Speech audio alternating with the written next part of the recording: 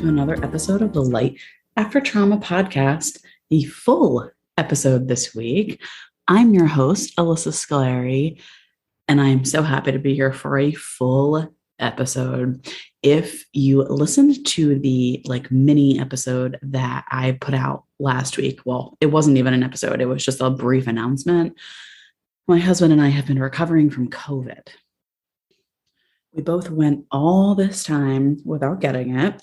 And then we went to a wedding. One of our really good friends got married, and the wedding was so much fun. But the next day, part of the wedding party had woken up and tested positive for COVID. And then a few days after, David tested positive for COVID, and then I tested positive. So it was not fun. I will say, I am very glad that I have had the privilege of being both vaccinated and boosted, because I do not want to know what COVID would have looked like if I did not have the vaccine. It wasn't scary, but it was just almost just whoa, I can't believe this feels this bad, even with the vaccine.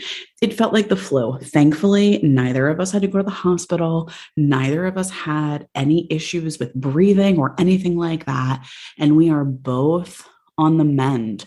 Today is actually one of the first days that I have my voice back, and my voice might sound a little bit off. I don't know. It doesn't to me, but I had lost my voice and, couldn't really work or do anything. So it's been a little relaxing, but also boring, but also just irritating being sick when, it was Memorial Day weekend, and then it was a really beautiful summer weather. And there was just so many things we wanted to do. And we were supposed to have a housewarming party with all of our friends, and we had to cancel that. And it's just been a bummer. But, again, I'm just very happy to be healthy, and I'm very thankful that we are both on the mend. So thank you for bearing with me. There was no way I was going to be able to put out an episode because I was just feverish and had no voice, but we are back with another episode on boundaries. So it's kind of like a 3-part series or a 3-episode series. I am fairly certain this will be the last one. We're going to see how much we get into today. But if you have not listened to the other 2 episodes, you can go back and listen. We are talking about boundaries, and a lot of the information that I am sharing today is going to be based off of Nedra Tawwab's book, Set Boundaries, Find Peace. And that is the same book that I used in the previous 2 episodes.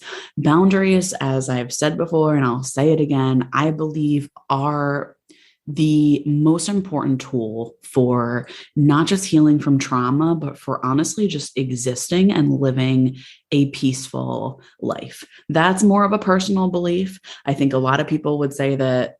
I think a lot of people would agree with me, honestly. So we're talking about it because, as important as they are, it's also incredibly difficult for us to set them. So in the first episode that we did about boundaries, we talked a lot about what are they and why are they so important and what types of boundaries exist out there. And then in the second episode, so the episode that went out 2 weeks ago, we talked about why it is so difficult for us to set boundaries and how we can look past that, how we can push past our fears and our anxieties that come up around setting boundaries. Today, we are going to get a little bit more into the nitty-gritty of how specifically do I do this with the people in my life. All right, so let's get right into it. So in the first episode that we did, we talked about how there are 3 different types of boundaries, right? There's rigid, porous, and healthy. Well, in addition to that, there are 6 different areas in life that where it's very important to be able to set boundaries, right? Now, number one, and this is going to come as no surprise to many people, it's important to set sexual boundaries. That is very important. Now, of course, I should note this. You cannot set sexual boundaries where there is a crime occurring. So a child cannot set a sexual boundary with an adult when there is sexual assault or rape going on or child sexual abuse. That is not what we are talking about. We are talking about consensual sex. Boundaries are important. Being able to communicate with your partner or partners what you do like, what you don't like, or even just saying, no, thank you. I am not in the mood to have sex right now. Or even just being able to ask the other person, can you tell me what you like? Do you like it when I do this, right? That is a discussion of like, hey, what are your boundaries? So that I know what they are, so that I don't cross them. So sexual boundaries. Then there are time boundaries. So this is, I think, a huge one for so many people, right? Classic example is like the person who is constantly picking up the phone for everybody else, but then at the end of the day has no time left over for themselves. Time boundaries. And then physical boundaries. This I often think of as like, even like a public displays of affection. Some people don't mind. Some people hate it. I'm not a huge PDA person. I don't particularly enjoy it, right? So, let's say you're in a relationship with a partner who is always kissing you in front of everyone and always wants to rub your back. It's very important to be able to set those boundaries and say, please do not rub my back in public. It makes me uncomfortable. And other physical boundaries can also just be, even when it comes to children, right? For allowing your child to say when they want to hug somebody and when they don't, or even as adults, there are times where I will see the same group of friends and I love them, but I might not necessarily be in the mood for hugging or physical touch. So sometimes I will hug everybody in the room. Sometimes I will not. And it's okay. Nobody really bats an eyelash either way because everybody is cool with respecting one another's boundaries. So those are physical boundaries. So we have sexual, time, physical, and then we have intellectual boundaries. Intellectual boundaries, this can be a little bit more complex, but the best way I can put it is by giving examples. So an intellectual boundary can be crossed with a child if an adult is having an inappropriate conversation with a child, right? If a young child is learning about something sexual before they are ready to hear that, or even in the case of oversharing, right? If parents are fighting and the one parent turns to the child and starts venting to the child about the other parent, that is crossing an intellectual boundary. Now, between adults, this can look a little bit differently. So this can look like belittling people for what their beliefs are, mocking people for their beliefs. Like a lot of people, I've seen a lot of people mock Christianity. And while I personally do believe that, parts of Christianity can be harmful depending on the interpretation of the Bible, because everybody interprets the Bible differently. That's an episode for another time. But a lot of people mock Christianity and they mock Christians, and that can be an intellectual boundary. Or I've seen it reverse. I've seen people who are Christian mock people who have no belief. A lot of people like to mock people who are Jewish. They belittle their faith. So, I mean, it happens across the board, whether you believe in something, don't believe in something, no matter what religion you are, this happens. And that is an intellectual boundary violation, as is when people will like shut down over disagreements. So let's say that you're like in a disagreement with somebody, and let's say you're in a little disagreement over like what restaurant you want to go to. And the one person's like, oh, I want to go to Applebee's. And the other person's like, well, I want to go to Wendy's. And, you talk for a little while and you decide, all right, we're going to Applebee's. Well, you get there and you sit down with the other person and they're completely quiet and they're on their phone the whole time and they're not looking at you, and they're making zero communication. They're just completely shut down. That is an example of an intellectual boundary violation. I am denying you the right to have communication with me, to have an intellectual discussion with me because I'm mad at you. It's a passive aggressive boundary violation. So there are also emotional boundary violations where people can dismiss your feelings, or people will turn around and spill your secrets. You share something, you share the way you feel with somebody, and then they tell you they're not going to say anything, but then they go home and then they call their friend right away and they tell their friend, and before you know it, half the world knows your secret. Those are emotional boundary violations. Gossip is an emotional boundary violation, things like that. And then there are material boundary violations. So, people going through your journal or destroying your property, or people borrowing your car and not filling it up with gas when they return it to you, or people using your kitchen and making an absolute mess that you have to go clean up.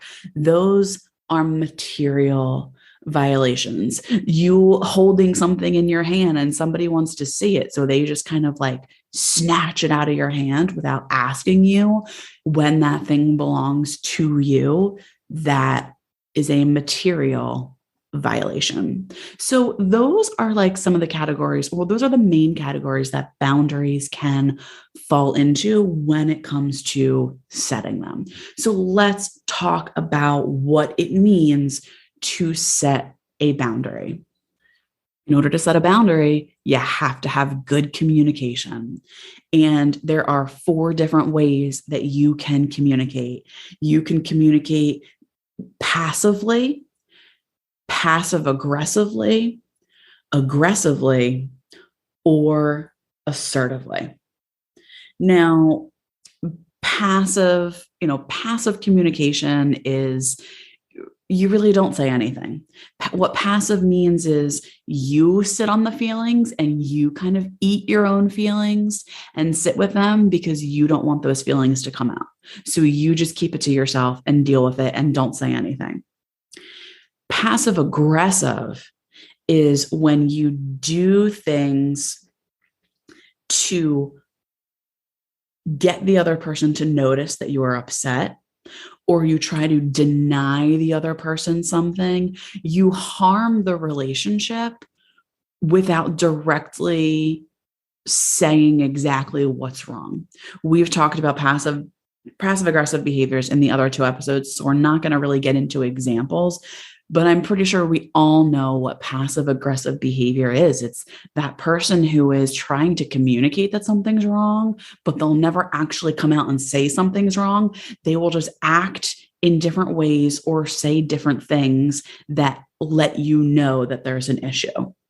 And then there's aggressive communication, which can be threatening and it can involve yelling or cursing, or it can even, become physical. And then there's assertive. This, again, I'm sure is a no-brainer. We want the assertive communication. Assertive communication, it's not passive aggressive. It's not aggressive. It is none of those things, but instead it is clear, it is firm, and it is unapologetic, and it is also respectful. And that is something that I think people struggle with a lot when they're triggered. It's really, really hard to come across as assertive when they are upset or triggered. I know it is for me, which is why I think taking time when you're getting ready to set a boundary with somebody, taking time, jotting down what you want to say, thinking about it, maybe tweaking it a little bit. Like, I think that that is helpful for me when I have to set a boundary, because if not, then my words can come out. I could be, I'm trying to think. I feel like I want to say I could be aggressive, not in a physical way, but probably in like a verbal way, because I just like all my emotions flood out of me. So assertive behavior is the way to go. So how do we do that?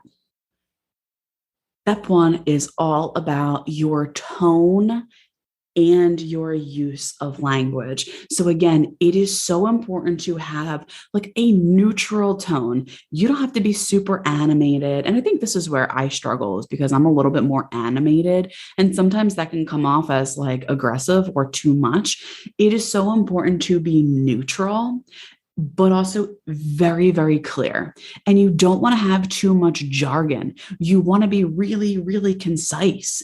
Some people, because they get so nervous when they're setting boundaries, they tend to just talk and talk and talk. And I absolutely used to do this, right? Like if somebody asked me if they could borrow my laptop and I didn't want them to, I would say, well, I spent a lot of money on this laptop. And in order for me to, really feel comfortable giving it away, I have to know what you're going to be doing on it. How long are you going to need it for? If you're going to need it for more than like 30 seconds, it's going to be really hard for me because I have to do this and that. And like, I would just go on and on and on, as opposed to being straight to the point.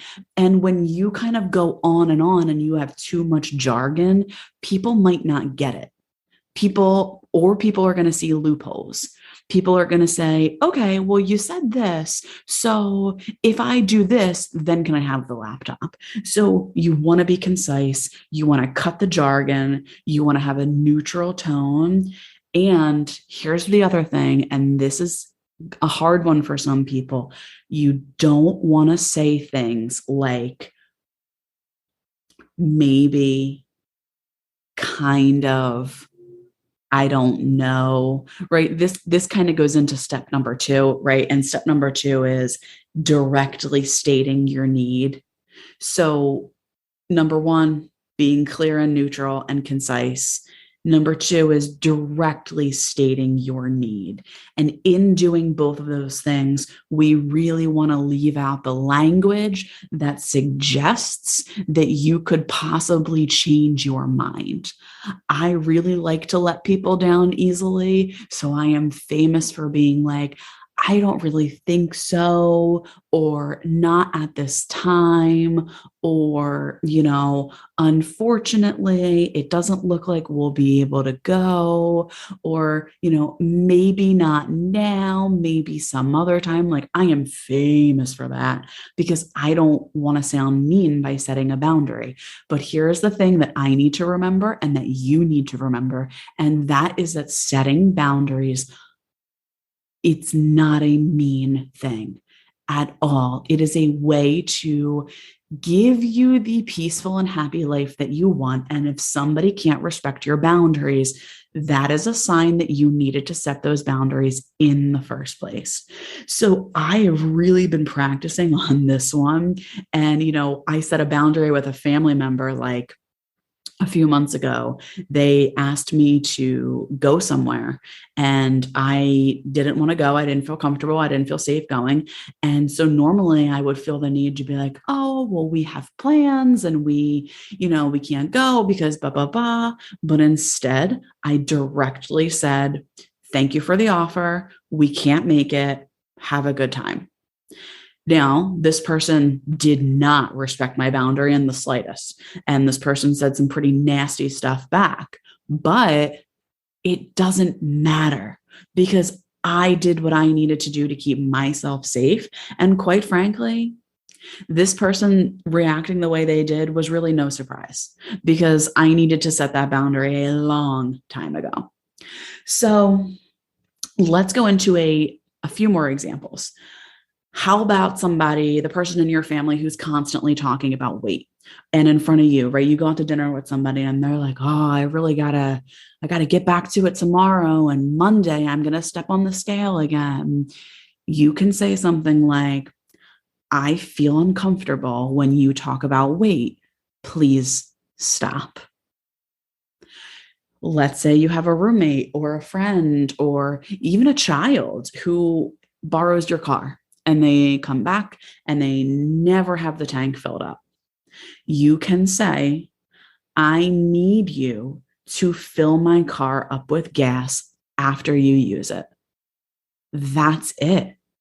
You're not even asking, right? You don't even want to ask because then you give people the option of saying no. Some people will try to set boundaries by being like, and by some people, I totally mean me, right? Some people will be like, oh, well, do you think that you could please fill up my car with gas?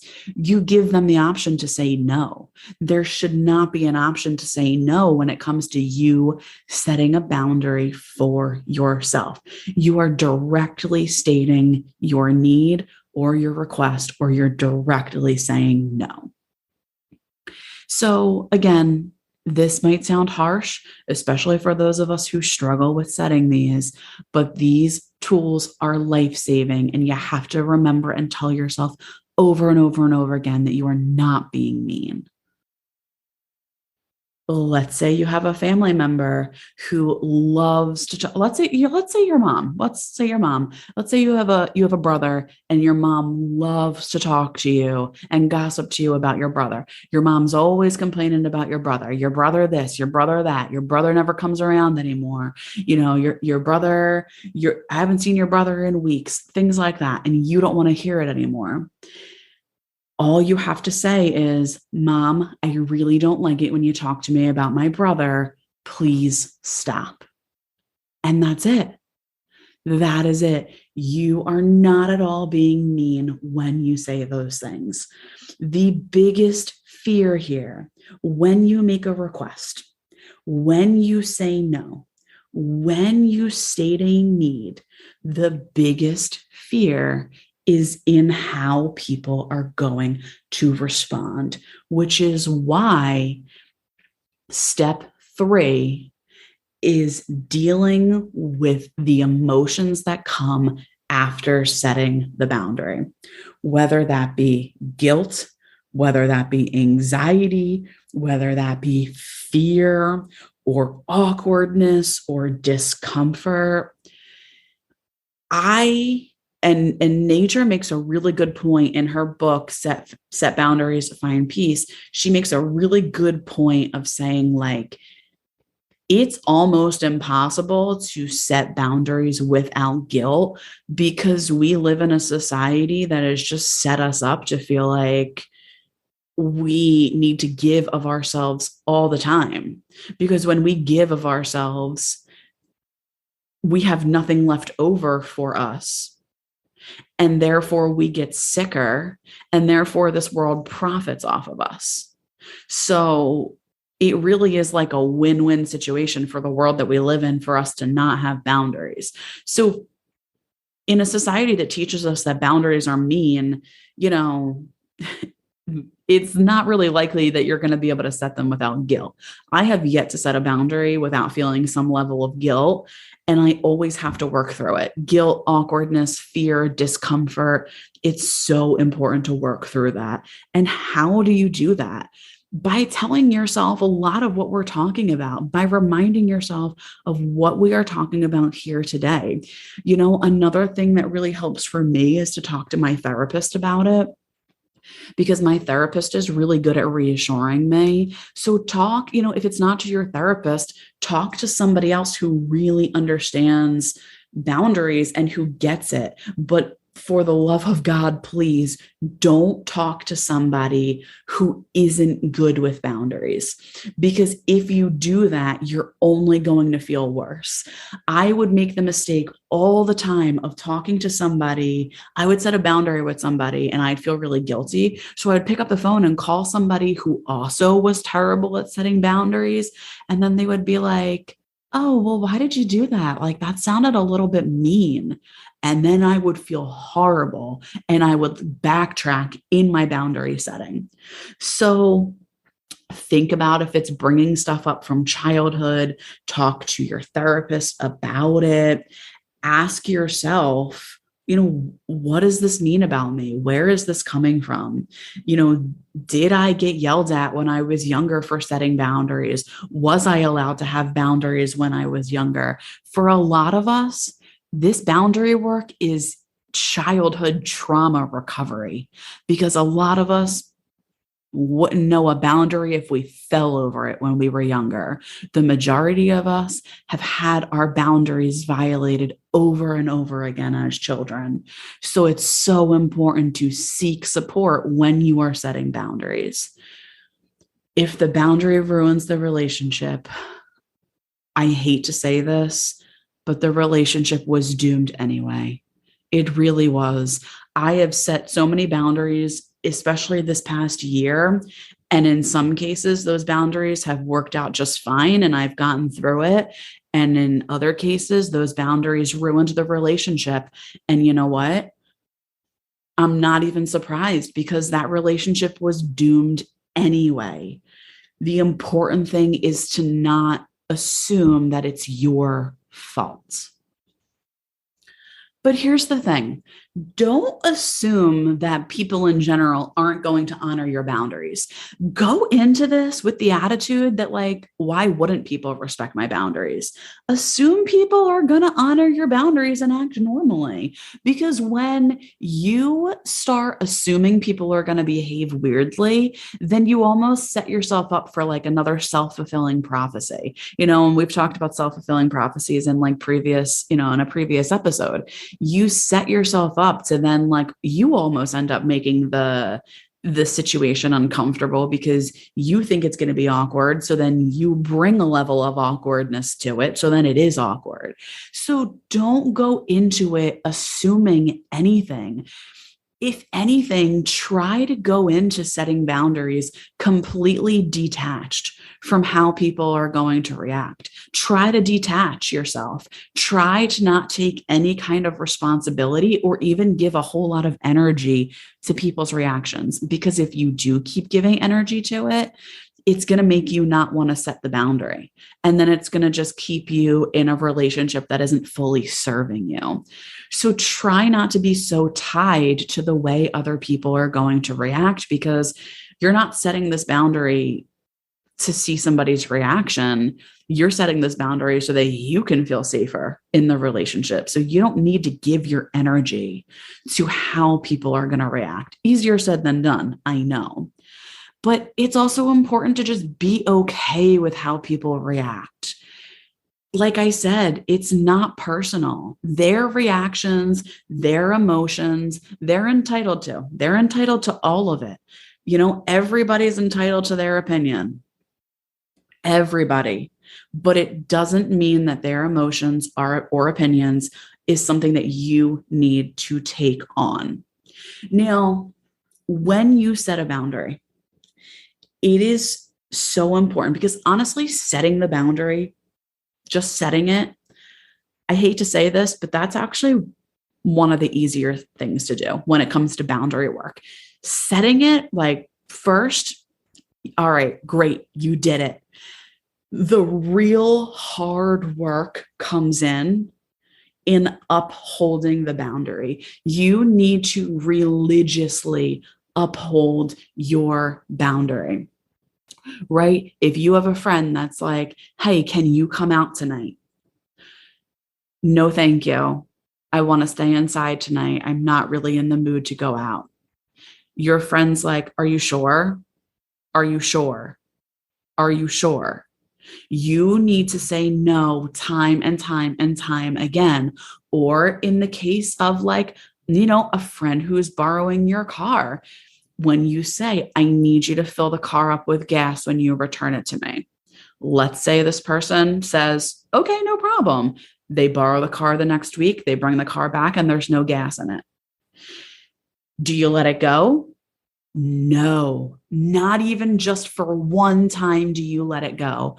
Because remember, people thrive off of you not having boundaries. If you give people an inch, they will take it a mile. That is just human nature. It doesn't mean they don't love you. It's just human nature. So if you set a boundary and somebody violates that boundary even one time, you need to call it out immediately.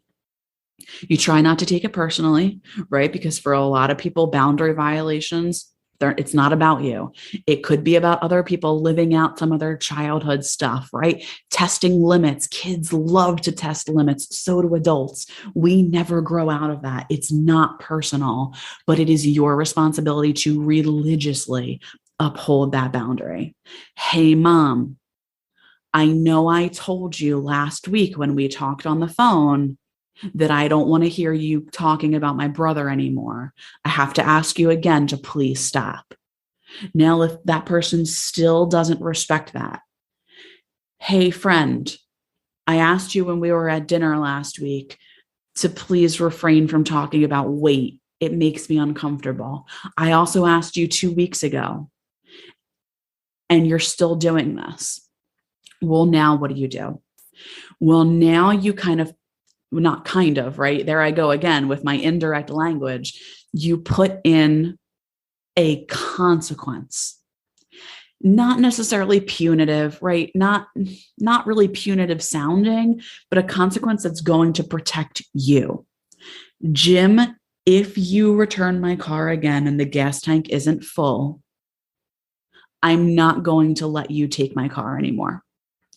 If you continue to talk to me about my brother while we're on the phone, mom, I'm going to hang up the phone. And that will be the end of our conversation. If, Susie, you continue to talk to me about weight while we're out to dinner, I'm going to get up and leave the restaurant. That is when you bring those consequences in.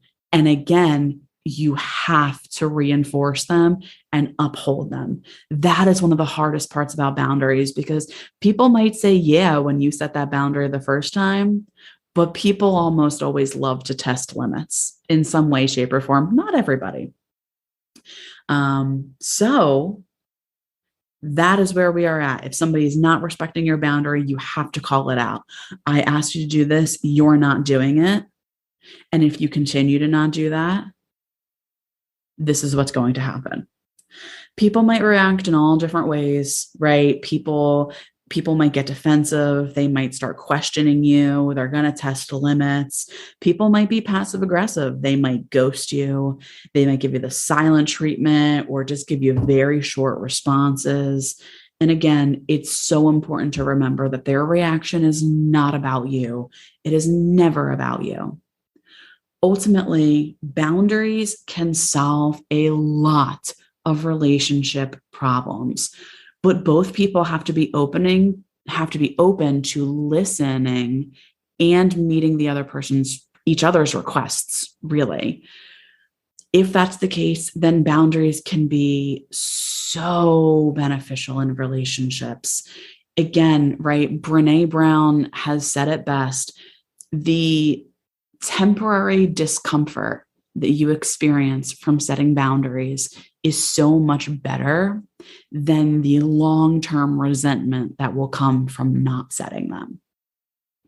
So, with that said, that wraps up our boundary talk.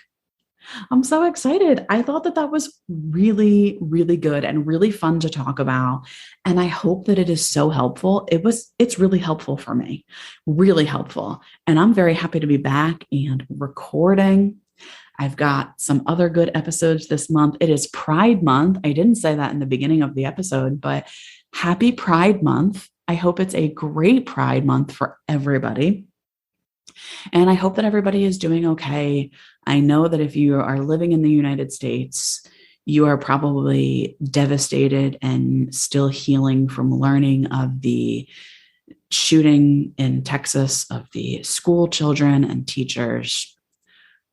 I'm just speechless, and I'm at a loss for words, and I feel helpless and hopeless, and it feels like the only thing that I can do is, donate money and vote when it comes time. But I don't know, I just feel really hopeless living in this country right now. And there's a big part of me that wants to move.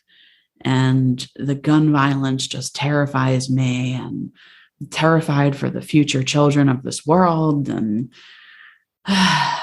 I could go on. I just have a lot of anxiety and a lot of grief, and my heart is so heavy, and I'm so angry. And I know so many of us feel this way. So I'm with you. We stand together, and we will hold each other up. And thoughts and prayers don't really do anything for those victims. Thoughts and prayers aren't doing it anymore for the continued mass shootings in this country. It's just heinous. I don't know what the answer is, but I know I will be voting, and I will be donating to who I can. And if there's anything else that anybody can think that we can do to help, or that I can do to help, please let me know. You know where to find me. And if you don't know where to find me, it's on Instagram, or you can go to the website, which is lightaftertrauma.com. And the Instagram handle for the podcast is Light After Trauma. We've got some good content on there, so come check us out. If you message me, I will respond to you directly, because I do get the messages. So yeah, come say hi. I hope you enjoyed this episode. I will be back next week with another episode. And until then, I am holding you in the light. Thanks for listening, everyone. For more information, please head over to lightaftertrauma.com, or you can also follow us on social media. On Instagram, we are at lightaftertrauma, and on Twitter, it is at lightafterpod. Lastly, please head over to patreon.com/lightaftertrauma to support our show. We are asking for $5 a month, which is the equivalent to a cup of coffee at Starbucks. So please head on over again. That's patreon.com/lightaftertrauma. Thank you, and we appreciate your support.